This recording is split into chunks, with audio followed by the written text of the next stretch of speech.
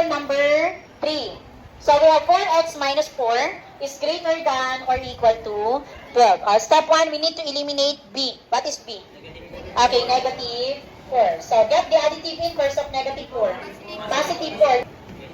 So add both sides of the inequality by 4. And then after that, cancel negative 4 and positive 4. Then bring down 4x. Then 12 plus 4, 16. Last step, divide both sides by 4. O, i-reverse ba natin? No po, kasi positive siya. So, anong natira sa left? X. Then 16 divided by 4. Okay, therefore, this is the inequality or the solution set for the given inequality, linear inequality. Then after getting the solution set, what's next? We need to graph. Okay, to graph, first you need to draw a number line. Anong number yung nakuha natin, anak? 4. So start na tayo dito sa gitna ng 4. Then ano yung nasa right side ng 4? 5, 6, 7. Then 3, 2, 1. Okay, identify natin, anak, ano yung dot?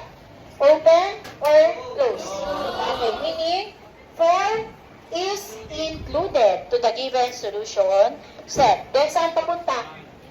Okay, ang ating inequality symbol ay nakaturo going to the right side. So ito po yung graph natin.